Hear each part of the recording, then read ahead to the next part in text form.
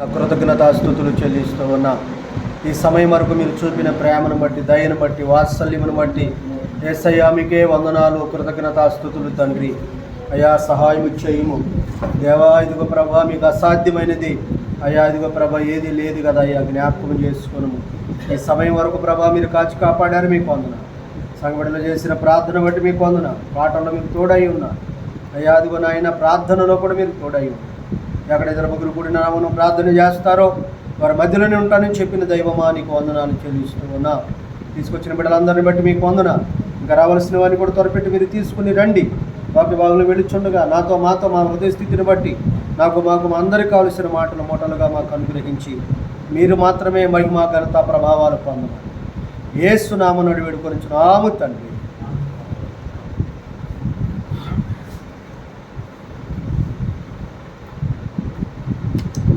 మన పరిశుద్ధ గ్రంథంలో నుండి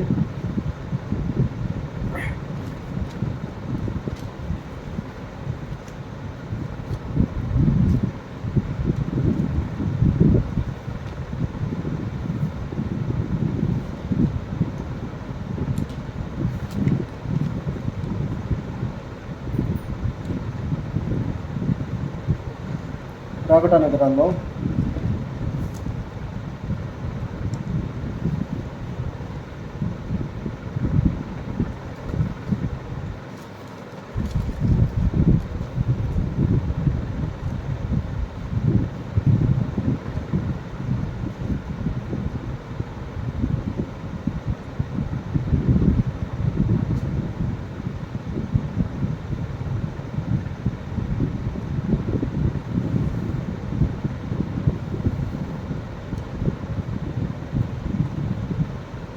13వ అధ్యాయం. ప్రకటన గ్రంథం 13వ అధ్యాయము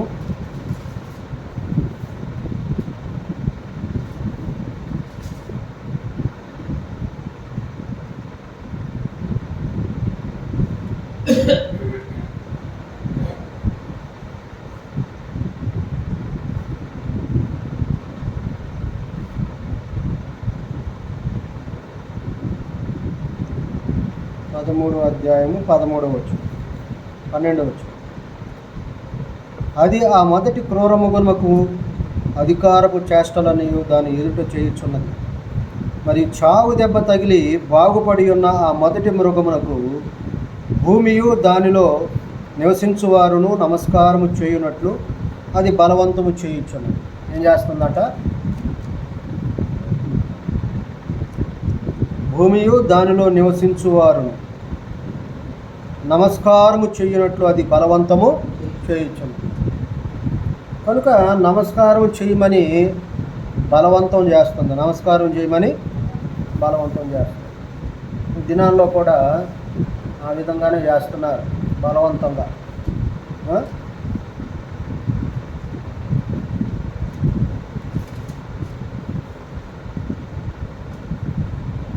అందుకే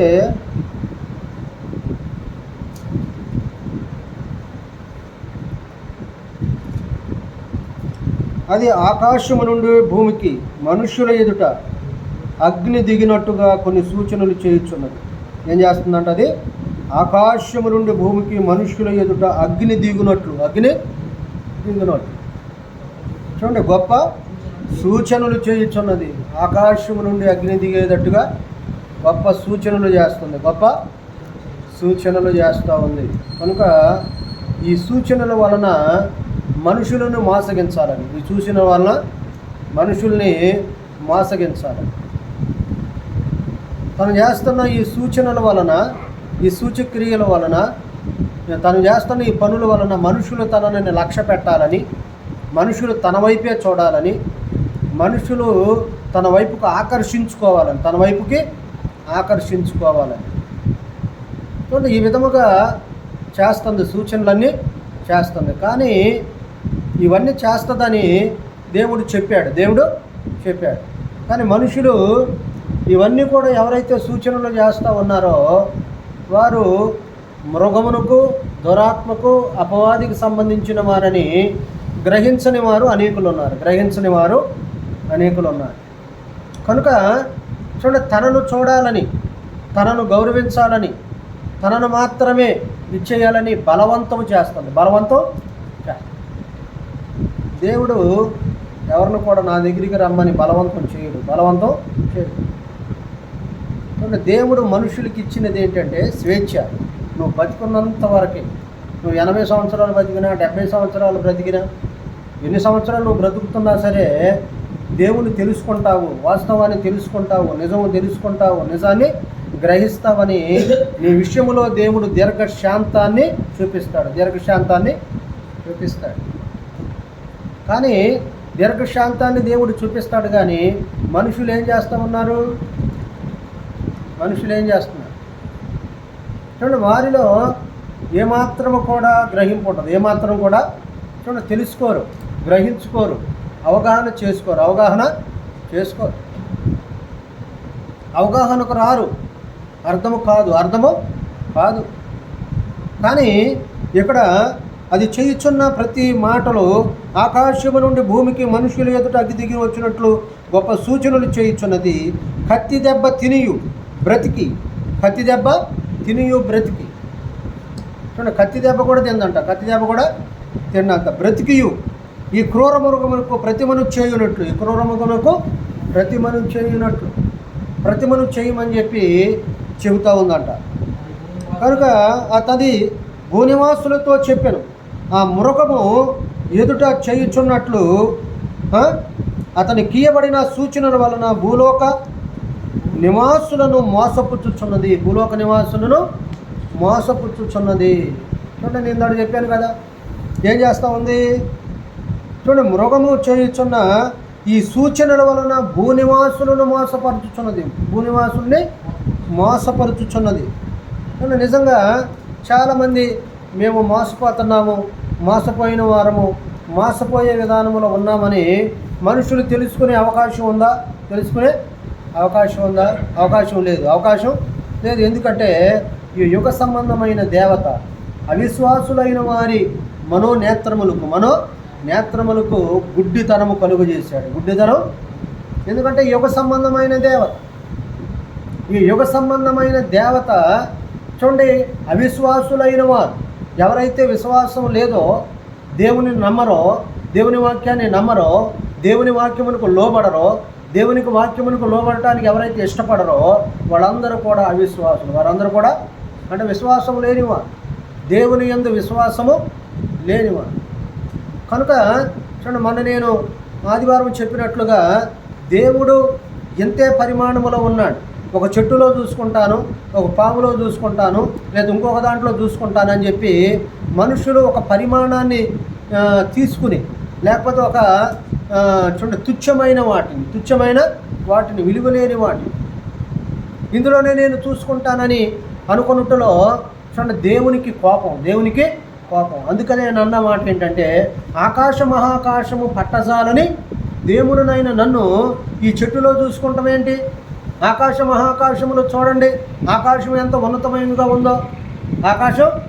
అందుకనే మీ ఆలోచనలకు నా ఆలోచనలకు తూర్పుకు పడమరకు ఎంత దూరమో, తూర్పుకు పడమరకు అంత దూరముగా, అంత ఎడముగా ఉన్నాయి.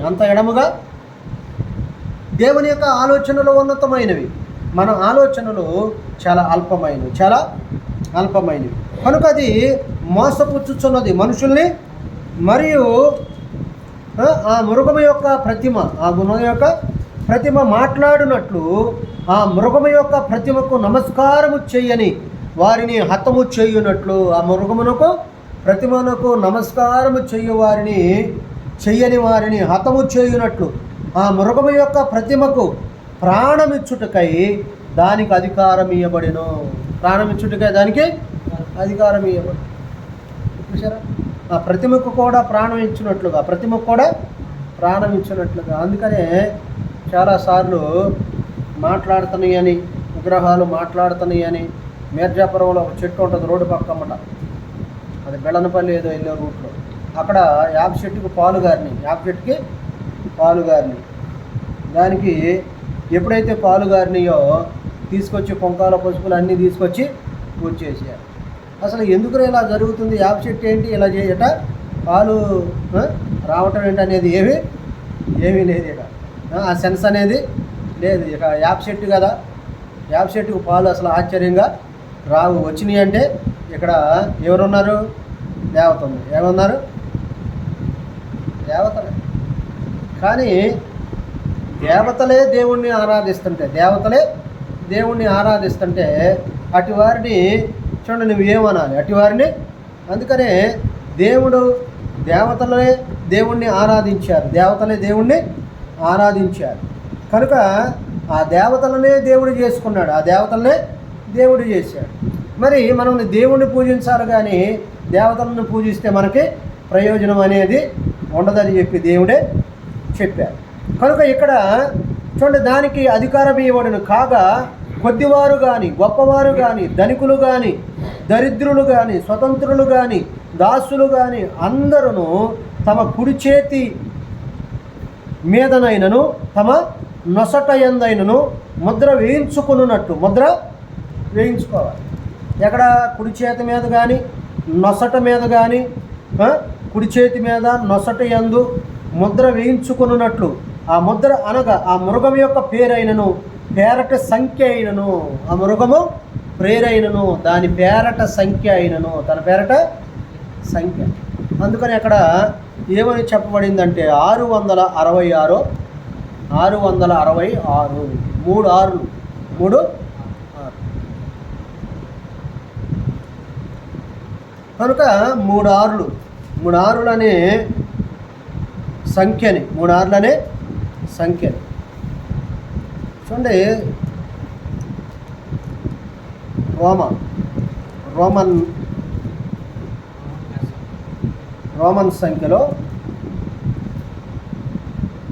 రోమన్ సంఖ్యలో దాన్ని ఎలా లెక్కిస్తారంటే, రోమన్ సంఖ్య అనగా VI కలిపి ఏమవుతుందంటే 6 అవుతుంది. VI కలిపి 6 అవుతుంది.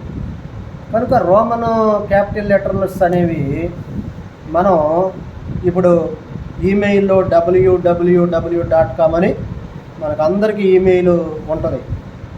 కానీ రోమన్ సంఖ్య అయిన ఇంగ్లీష్ అక్షరమే అది.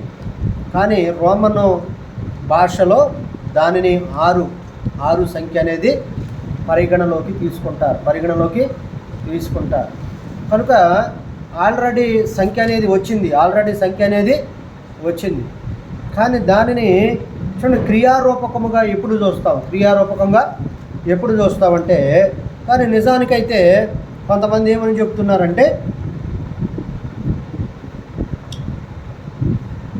బైబిల్ ప్రకారము మనం చూసినట్లయితే సంఘము శ్రమలలో ఉండదు. సంఘము శ్రమలలో ఉండకోకుండా ఈ లోపే రాకడ వస్తుంది. కానీ శ్రమలలో ఉండకోకుండా సంఘం అనేది ఎత్తబడుతుంది. కనుక సంఘం అనేది ఎత్తబడే గుంపులో ప్రతి ఒక్కరూ ఉండాలి. మరి ప్రతి ఒక్కరూ ఉండాలంటే మన ఇష్టానుసారంగా మనం ఆదివారం మానేస్తాం, బుధవారం మానేస్తాం, శనివారం మానేస్తాం, ఫంక్షన్ అయితే మానేస్తాం, ఇంకోటైతే మానేస్తాం. మన పనులు వస్తే అన్నీ పక్కన పెట్టేస్తాం. టయానికి రాము మనం, దేనికి రాము. మన పరలోక రాజ్యానికి ఆయన వచ్చినప్పుడు టయానికి రాకపోతే నువ్వు వచ్చినప్పుడు తలుపు తీస్తాడా? నువ్వు వచ్చినప్పుడు తలుపు తీయబడుతుందా? మనం దేనికి టైం ఫాలో అవ్వం.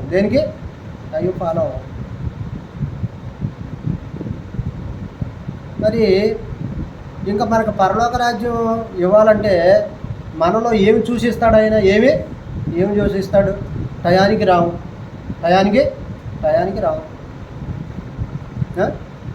ఆదివారం అయినా, బుధవారం అయినా, శనివారం అయినా, ఏ రోజైనా సరే నీకు ఏదైనా ఫంక్షన్ ఉన్నా, లేదా పని ఉన్నా, ఏదున్నా సరే మానేసి చక్కగా ఆ ఫంక్షన్లోకి వెళ్ళి చూసుకుని చక్కగా వస్తాం.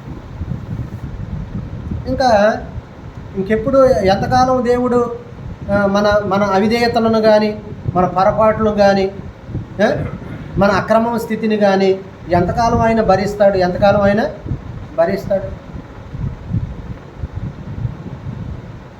ఎంతకాలానికి తెలుసుకుంటాం మనం.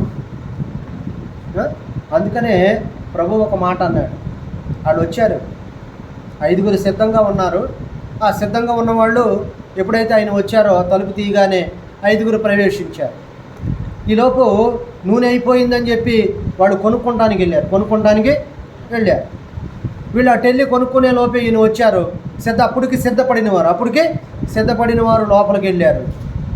ఆలస్యంగా వచ్చిన వాళ్ళు బయట నుంచుని, అయ్యా మాకు తలుపు తీవా అంటే, ఎక్కడోడమ్మా మీరు, ఎక్కడి నుంచి వచ్చారంటే, అయ్యా నీ పేరను మేము దెయ్యాలను వెళ్ళగొట్టాం, నీ పేరను మేము అద్భుతాలు చేశాం, నీ పేరన స్వస్థతలు చేశాం, నువ్వు మా వీధిలోకి వచ్చావయ్యా అని చెప్పి ఏదేదో అన్నా సరే, మీరు ఎక్కడి వారో నేను ఎప్పుడు మిమ్మల్ని ఎరగను. ఎందుకు ఎరగను అంటున్నాడంటే, అక్రమము చేయువారులారా, మీరు అక్రమంలో ఉన్నారు, క్రమంలో లేరు.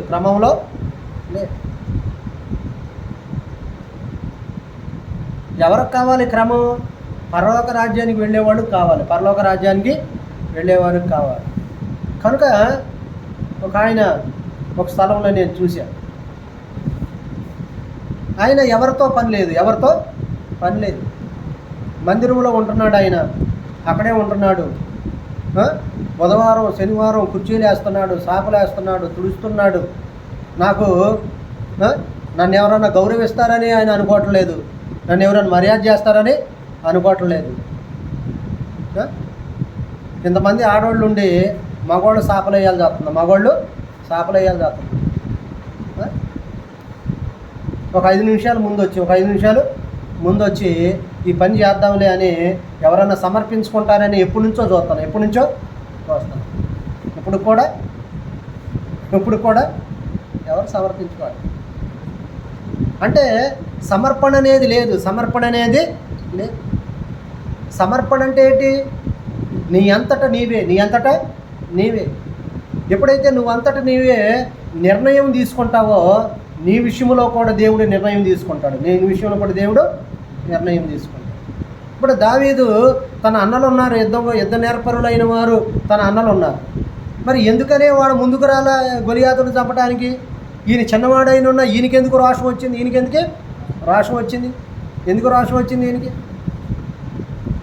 తనకన్నా పెద్దోళ్ళు ఉన్నారు కదా, తనకన్నా యుద్ధంలో ఆరితేరిన వాళ్ళు, ఎప్పటి నుంచో యుద్ధం చేస్తున్న వాళ్ళు, యుద్ధ నైపుణ్యత కలిగిన వారు. ఇతనికి కత్తి పట్టుకోవడం కూడా కుదరదు. ఆ యొక్క చూడండి, యుద్ధానికి వెళ్ళటానికి ఏవైతే కత్తి, డాలు, బరిసె ఇవి వాడకం కూడా అతనికి తెలియదు. మరి ఇతనికి ఇంతకు రోషం వచ్చిందేంటి? ఎందుకంటే చూడండి, అందుకనే దావీదు ఏమన్నాడంటే, సున్నతి లేని ఈ ఫిలిష్తీయుడు, దేవుని యొక్క సైన్యమును, జీవము గల దేవుని సైన్యమును తిరస్కరించటానికి వాడు ఎంతటి వాడు. మనం జీవము కలిగిన దేవుని బిడ్డలం. అసలు ఎప్పుడైనా మీరు అనుకున్నారా జీవము కలిగిన దేవుని బిడ్డను నేను? జీవం కలిగిన దేవుని బిడ్డనైనా నేను పనికిమాలిన పనులు చేయకూడదు, పనికొచ్చే పనులే చేయాలి.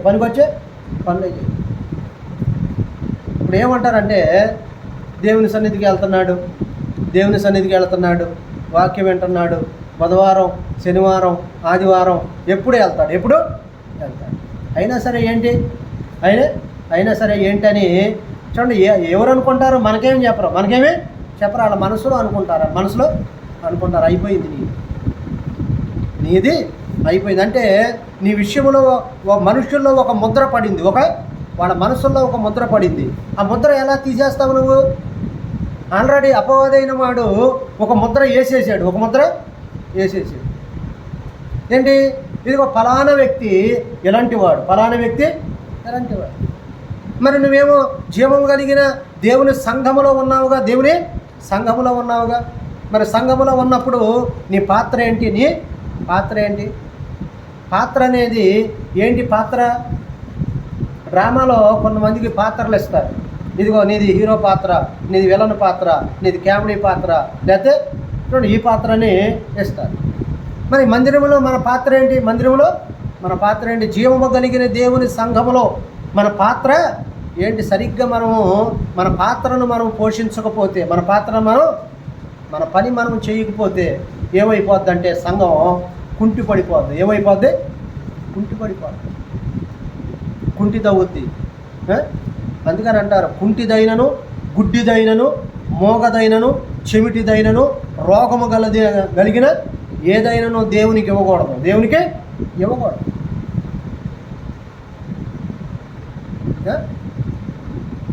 కొంతమంది తీసుకొస్తున్నారు ఆదివారం నాడు. అసలు అవి కూడా ఎందుకు తీసుకొస్తున్నారు? సందా బియ్యం అలా తీసుకొచ్చే లెక్క అయితే అసలు ఎందుకు తీసుకొస్తున్నారో నాకేం అర్థం కాదు. ఎందుకు తీసుకురావాల్సిన అవసరం ఏముంది? ఎవరు తీసుకురామన్నారు? నేను ఎవరు బలవంతం చేశారు? బలవంతం ఎవరు చేశారు? కొన్ని సంఘాలలో దేవుని మందిరములో ఆహారం ఉండునట్లుగా ఏముండాలి? సమృద్ధి ఉండాలి. ఏముండాలి? సమృద్ధి ఉండాలి. ఇంకా అట్లా తీసుకొస్తే సమృద్ధి ఉంటుందా? అట్లా తీసుకొస్తే సమృద్ధి ఉంటుందా? ఉన్నది 10 మంది అయినా, ఉన్నది 20 మంది అయినా, ఉన్నది ఎంతమంది అయినా ఒక నిక్కమైన వ్యక్తిగా ఈ రోజున దేవుడు నన్ను పిలిస్తే నేను పరలోక రాజ్యానికి వెళ్ళగలిగే సత్తా నా దగ్గర ఉంది అని అనుకున్న వాళ్ళు ఎవరైనా ఉన్నారా? మనం జీవము కలిగిన దేవుని సంఘములో ఉంటున్నాం. జీవము కలిగిన దేవుని సంఘములో ఉండి మనం జీవము లేకోకుండా నిర్జీవముగా ఉంటే ఏంటి ప్రయోజనం? జీవము కలిగిన సంఘం మంది, కానీ మనం నిర్జీవముగానే ఉంటున్నాం. జీవము లేదు మనలో, జీవము లేదు. గురువారం సువార్త పరిచర్యకి వెళ్దాం అనుకున్నాం. ఏదైనా అంతే, 4 వారాలు రావటం, అక్కడి నుంచి కాడిపడేయటం, ఏదో అంటారు చూసావా? పత్తొక వింత పాతొక రాదు.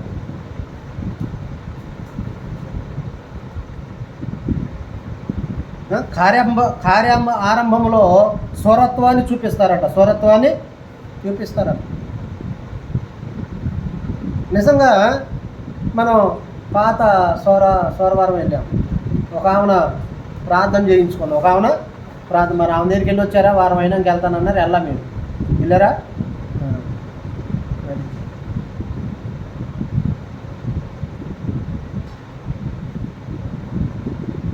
నేను వీళ్ళిద్దరినైనా సరే ఎక్కడికన్నా వెళ్ళినప్పుడు 4 పాటలు పాడటానికి కొద్ది ముందు పెట్టి, లేదా ఒక 10 నిమిషాలు పావుగంట వాక్యం చెప్పడానికి అవకాశం ఇద్దారంటే వాళ్ళిద్దరు ఎక్కడ లోబడితేగా నేర్చుకుంటేగా.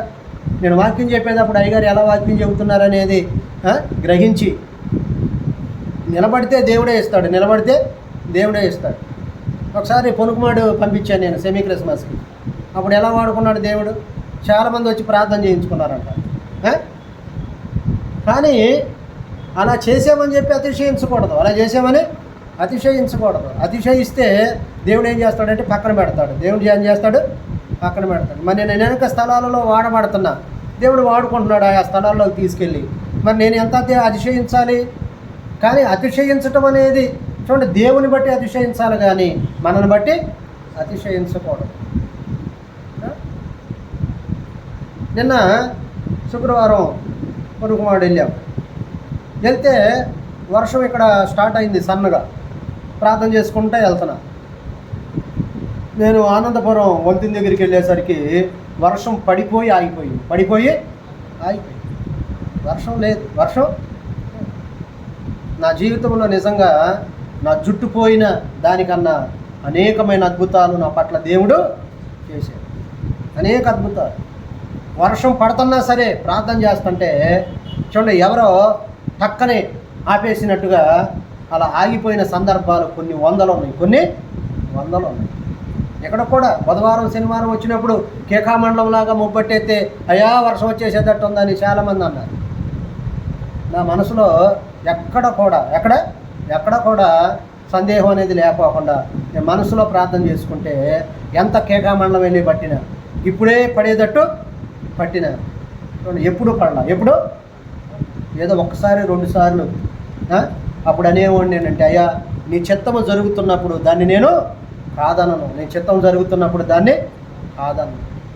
మరి దేవుని చిత్తము చేసేవారిగా మనం ఉండాలి, కానీ నీ ఇష్టాన్ని నువ్వు నెరవేర్చుకునే వ్యక్తిగా ఉంటే ఇంకా దేవునికి లోబడింది ఏంటి, దేవుని మాట విన్నదేంటి, దేవుని వాక్యానికి చోటిచ్చినది ఎక్కడుంది? ఉందా? అటు అవకాశం ఉందా?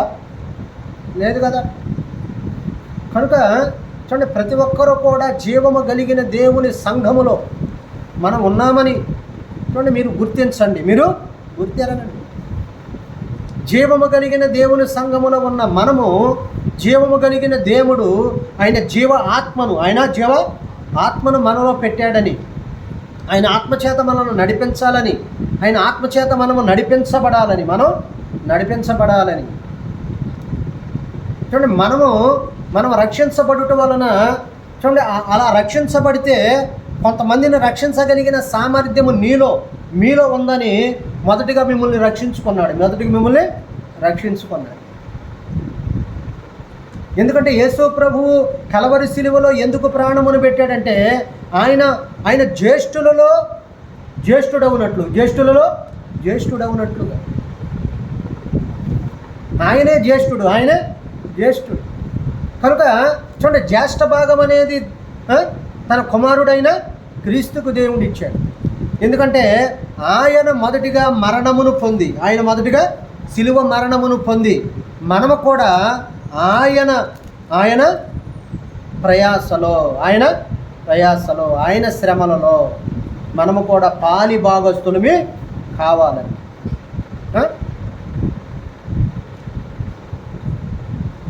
ఆయన శ్రమలలో పాలి భాగస్తులైతే మాత్రమే ఆయనతో ఉండే భాగ్యం ఉంటుంది. ఆయన వెనుక నిలిచే భాగ్యం ఉంటుంది. వెనుక నిలిచే భాగ్యం ఉంటుంది. ఆయనతో మనం ఆనందించే భాగ్యమును ఆయన మనకు అనుగ్రహిస్తాడు. ఆయన మనకు అనుగ్రహించేవన్నీ కూడా అవి ఈ లోకములో దొరికేవి కాదు. ఈ లోకములో నీకు దొరికేవన్నీ కూడా దేవుడు ఒకానొక రూపములో నీకు ఇచ్చినవే. అవి రూపము మార్చుకుని నీ ఎదుటికి వచ్చిన అవి దేవుడే నీ కొరకు సమకూర్చినవి. చాలామంది దానిని గమనించక, గ్రహించక, అటు అవగాహన లేక ఏం చేస్తూ ఉన్నారంటే చూడండి, దేవునిని నిర్లక్ష్యముగా ఉంటూ ఉన్నారు.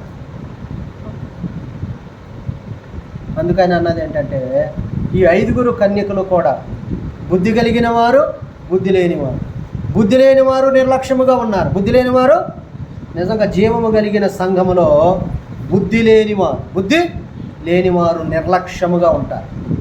బుద్ధి కలిగిన వారు ఆసక్తితో ఎదురు చూస్తారు. ఒక డాక్టర్ గారి దగ్గరికి వెళ్తే మనల్ని ఎప్పుడు పిలుస్తాడని ఎంత ఆసక్తితో ఎదురు చూస్తాం. కొన్ని సందర్భాలలో వెళ్ళినప్పుడు చూడండి ఎంత ఆసక్తితో ఎదురు చూస్తాం మనం. బ్యాంకు దగ్గరికి వెళ్ళినప్పుడు కానీ, లేదా ఇంకొక చోట ఏ సందర్భంలోనైనా సరే నన్ను పిలుస్తారేమోనని చెప్పి ఎంత ఆసక్తిగా ఎదురు చూస్తూ ఉంటాం మనం. నా పేరు వస్తుందేమో.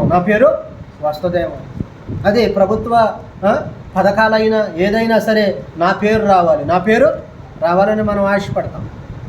కనుక చూడండి, ఏమైనా సరే ఇక్కడ చూడండి, అందుకనే ఇక్కడ అంటున్నాడు,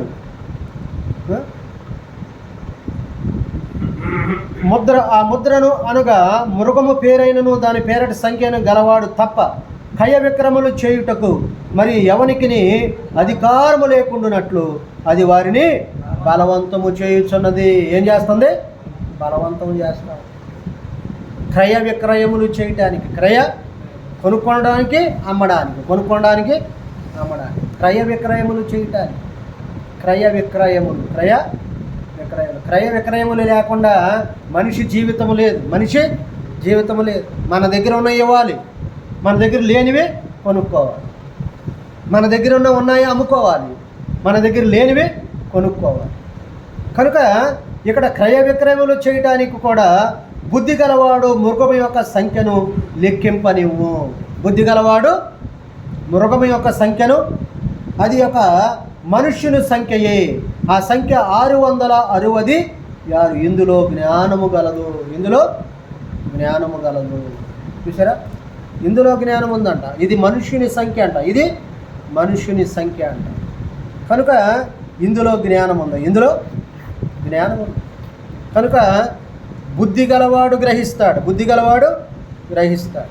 ఎందుకంటే బుద్ధిమంతులు గ్రహిస్తారు. బుద్ధిమంతులు గ్రహిస్తారు. బుద్ధి లేని వాళ్ళు ఏం చేస్తారంటే గ్రహించరు. బుద్ధి లేని వాళ్ళు గ్రహించరు. అందుకనే బుద్ధి జ్ఞాన సర్వ సంపదలు ఆయన యందు గుప్తములై ఉన్నాయి. కనుక మనము కూడా జీవనగా కలిగిన దేవుని సంఘములో ఉండి జీవముతో నింపబడి శక్తితో నింపబడి ఆయన కృపలో వర్ధిల్లునట్లుగా దేవుడు మనందరికీ అట్టి కృపను అనుగ్రహించునుగాక. ప్రార్థన చేసుకుందాం. యేసయ్య మమ్మల్ని జ్ఞాపకం చేసుకోండి. మమ్మల్ని విడిచిపెట్టవద్దు, త్రోసివేయవద్దు, దాటిపోవద్దు, మర్చిపోవద్దు, విడిచిపెట్టవద్దు. తీసుకొచ్చిన బిడ్డలందరినీ బట్టి మీకు వందనాలు. విత్తబడిన వాక్యము కూడా నా మా హృదయాలలో 30 60 100 ఫలింపచేయి. రేపు జరిగే ఆదివారం ఆరాధనకు కూడా మమ్మల్ని ఆయత్తపరచండి. రావాల్సిన వారందరినీ సకాలం సన్ని తీసుకుని రండి. వాతావరణం అంతటిని మీ స్వాధీనవశంలో ఉంచుకుని ఉన్న దేవ వాతావరణాన్ని కూడా అనుకూలపరచండి. అలాగే బలారాధనలో కూడా తోడై ఉండండి. ప్రార్థనలో, పాటల్లో, ఉత్తరపత్రికలు, వాక్యపరిచయలు, కానుకల పరిచయం, చివరి ప్రార్థన వరకు కూడా మీ సన్నిధి మాత్రం ఉంచు. రావాల్సిన చిన్న బిడ్డలు, యవన బిడ్డలు, పెద్దవారిని పేరు మీరు జ్ఞాపకం చేసుకొని వారు వస్తుండే వారితో మీ సన్నిధి ఉంచి, ఎవరు బలహీనులు కాక నాయన బలహీనులు బలపరిచి, అది స్వస్థపరిచి ఆరోగ్యవంతులుగా ఇచ్చి ప్రతి ఒక్కరి అవసరం మీరు తీర్చమని వారి కుమారులు, కోడళ్ళు, మనవరాళ్ళు, కుమార్తెలు, అల్లుడు వారికి ఇచ్చిన బిడ్డలు, అన్నదములు, అక్కాచెల్లులు, తల్లిదండ్రులు, కుటుంబాలు, వారి పశువులు, పంటలు, వారి కష్టాజీతం, వారి రెక్కలు ఆరోగ్యముగా బలముగా ఉంచి వారి మనవరాళ్ళు చదువుల్లో అయా మీరు తోడై ఉండండి. సమస్త మహిమకంతా మీరు మాత్రమే పొందమని తీసుకొచ్చిన బిడ్డలందరినీ మీ దీవెనతో తృప్తిపరచమని యేసు నామమున వేడుకొనుచున్నాము తండ్రి. పరలోకమందు మా యొక్క తండ్రి, మీ నామము పరిశుద్ధపరచబడును గాక, మీ రాజ్యము వచ్చును గాక, మీ చిత్తం పరలోకమందు నెరవేరునట్లు భూమి యందు నెరవేరును గాక. మన దినహారం నేడు మాకు దాయిచ్చి, అపరాధము చేసిన వారిని మేము క్షమించులాగిన అపరాధాలు మీరు క్షమించండి. శోధనలోకి తేకాదుష్టుడు తప్పించు. కలిగిన రాజ్యము, శక్తి, మహిమ నిరంతరం నీవయున్నావు తండ్రి.